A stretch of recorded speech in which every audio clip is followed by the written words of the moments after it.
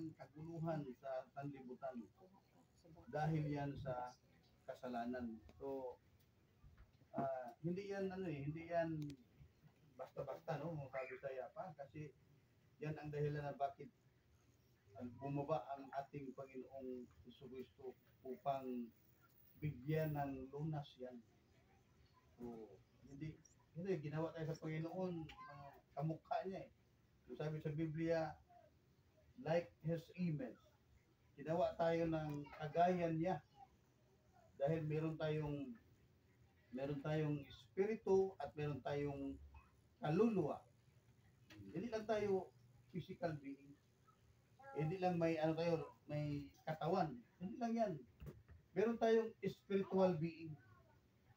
So yan ang sinabi sa Biblia na may may quality, yung Tagalog, na parang sa Panginoon ba? Eternal. Okay. So, yan ang sabi kong bad news. Ngayon, tingnan natin itong pangalawang balita. Itong good news. Sabi dito, binasa natin na may libreng kaloob ang Panginoon. At ang libreng kaloob na yan ay buhay na walang hanggan. Eternal life. Buhay na walang hanggan. Pero saan yan? Na kay Kristo Jesus yan. So, ito ang good news.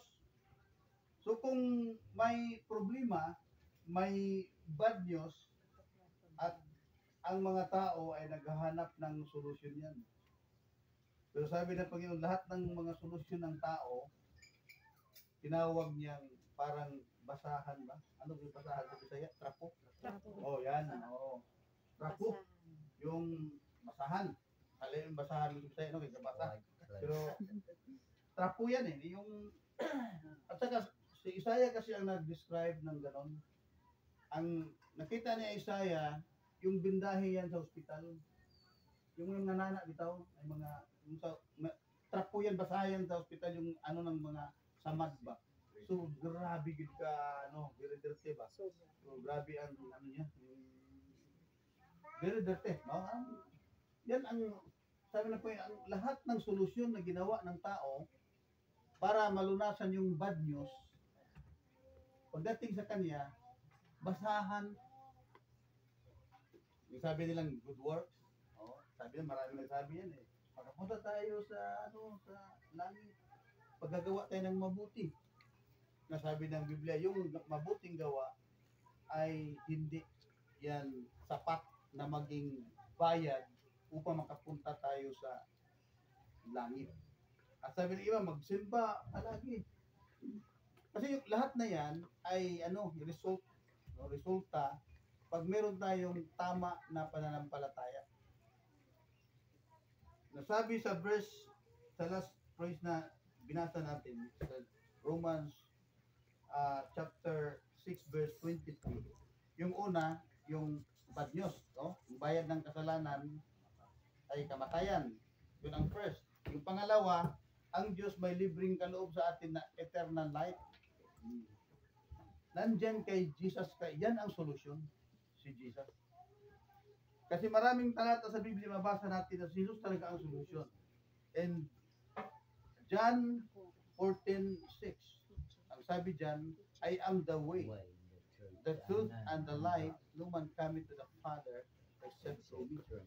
So nasa yan, Juan 14:6. Sabi ni Jesus, ako ang daan. Sa Tagalog, no? Ako ang katotohanan at ako ang buhay. Walang makapunta sa Aman kundi dahil sa akin. So ibig sabihin, si Jesus talaga ang solusyon.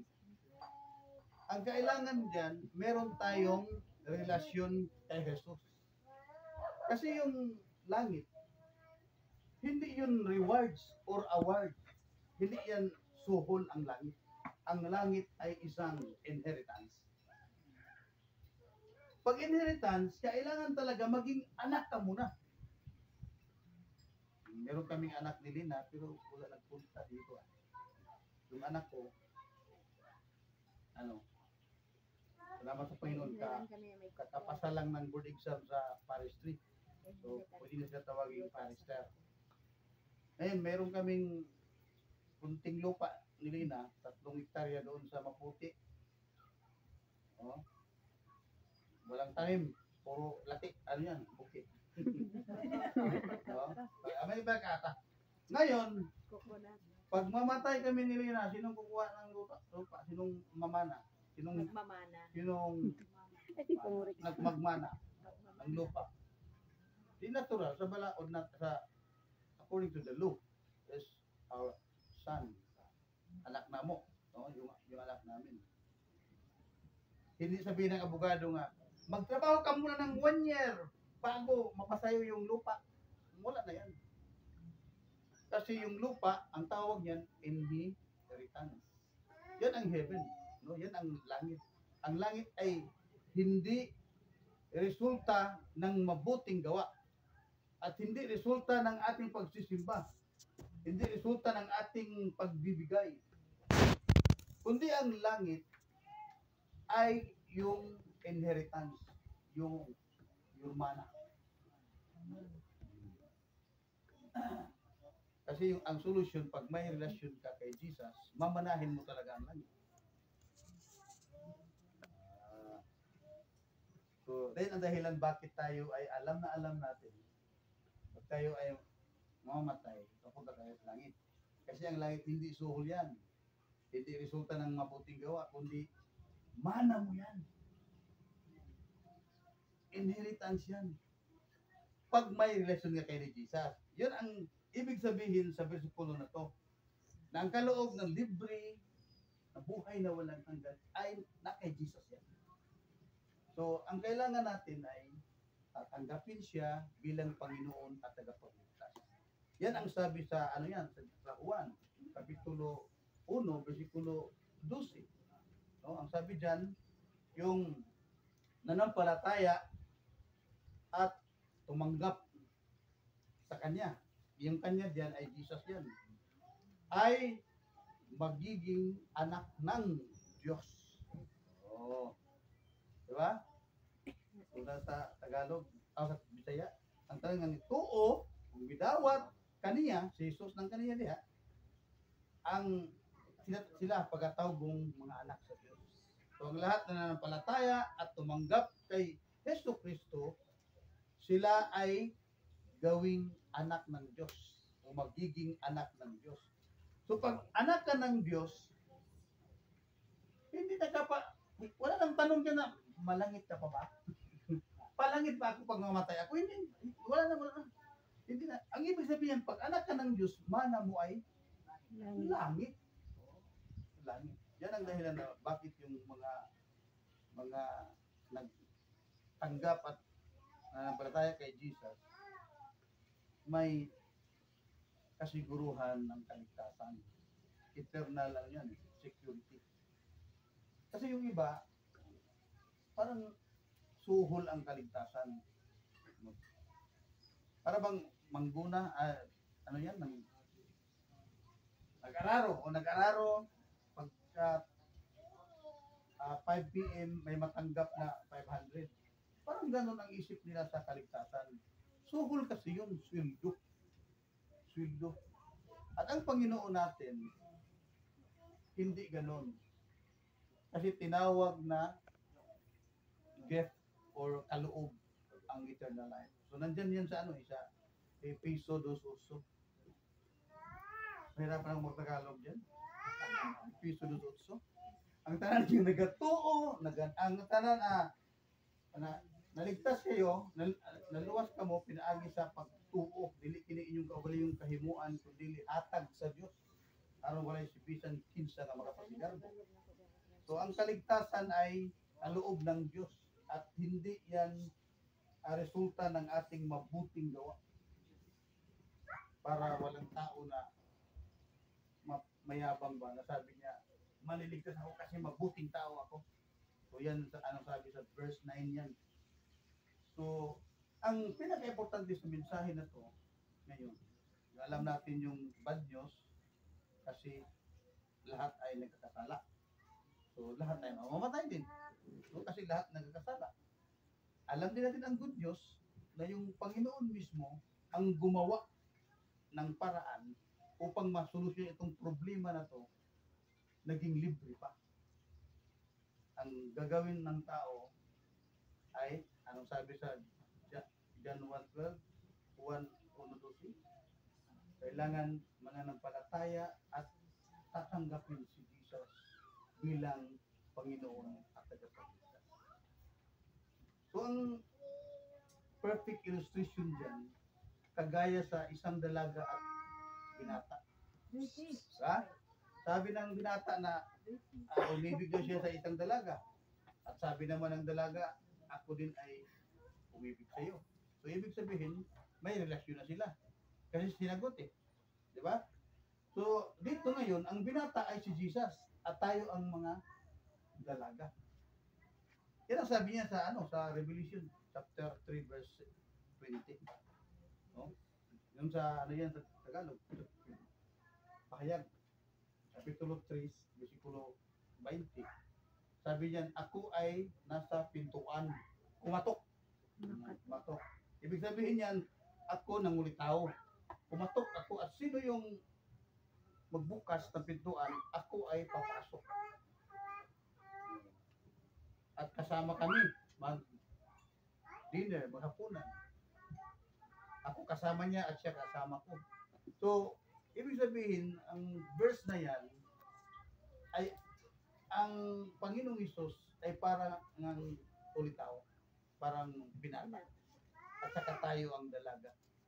So, ang lahat ng sumampalataya at tumanggap kay Hesus bilang Panginoon at tagapagligtas, tatawagin siyang anak ng Diyos. Pag tawagin ka ng anak ng Diyos, meaning sa'yo ang langit. Mana mo kasi yan. Maylin yung pangalan. Maylin? Waylin. Waylin pa.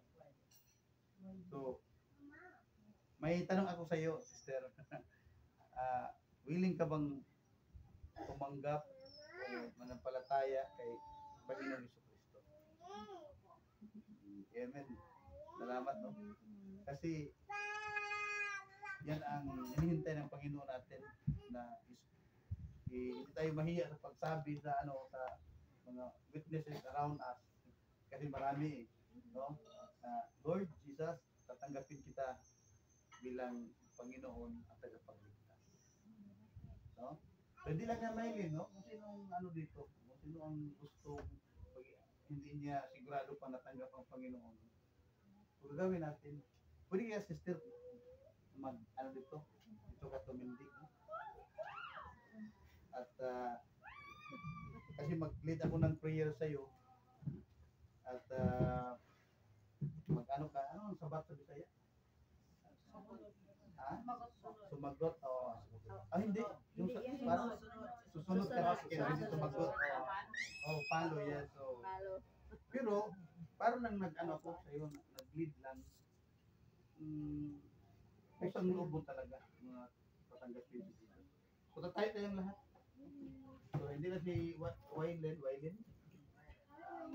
kahit sino yung gusto pwede okay mag-pray tayo at susunod tayo.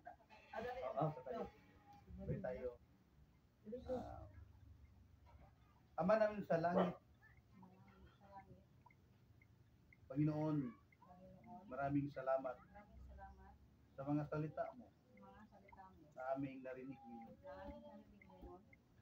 Yung magandang balita at pagkaloob mo sa amin ang buhay na walang hanggan. Panginoong Hesus, patawarin mo ako sa aking mga kasalanan. Panginoong Hesus, tatanggapin kita bilang aking Panginoon at tagapagligtas ng aking buhay.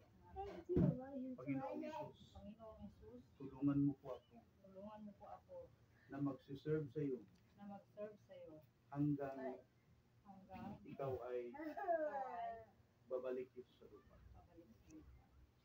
Panginoon, ito ang aking dalangin. Sa iyong matamis na pangalan.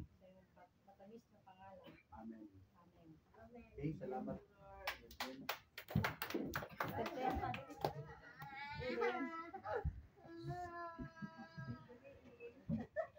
Okay, no?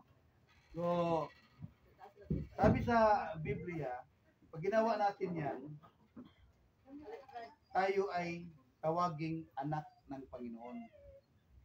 So, ibig sabihin, yung sinabi ko kanina na yung langit ay mana natin yan.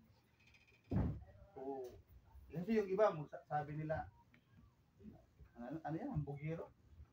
Mayabang. Mayabang yung mga ganung klase ng salita na buhay pa tapos alam na saan patungo. Kasi nandito kasi yan eh. Yung ano ba yung promise ba? Yung pangako ng Panginoon yan eh. Marami kasing pangako dito sa lupa na ninawala tayo. Kagaya ng pangako ng ISIS. Diba? Ano sabi ng ISIS? Pag mamatay yung membro, may matanggap na ilang libo. Yung tinawag na burial. Ha? 20,000. Oh. Pag hindi mamatay at aabot ka na sa 60 years old at naka 10 years ka, may pension kang matanggap bawat buwan.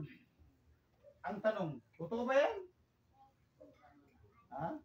Yung mga, ang mag-testify yan, yung mga senior citizen. At saka yung mga namatayan. Kasi ako, namatayan ako ng kapatid eh. Namatay yung kapatid ko, pero hindi, ano lang, 11 months lang yung remittance niya sa ITC. Ibig sabihin, walang pension yan. Pero natanggap namin yung burial, 20,000. At may ano pa, may lump sum pang 21,000. So hindi yan hindi sabay-sabayan. Ang tagal yung 21,000. So ang ibig sabihin ko diyan, kung may mga pangako dito sa lupa na tutuhanin ng tao, lalo na Panginoon natin, tutuhanin niya talaga.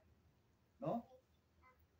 Kaso lang ang tinitingnan ng Panginoon kung ano katotoo yung ating pananampalataya at pagtanggap sa Kanya. Pag totoo yan, alam ng Panginoon, tayo ay may buhay na walang hanggan o yung lang mana natin yan. Mana natin.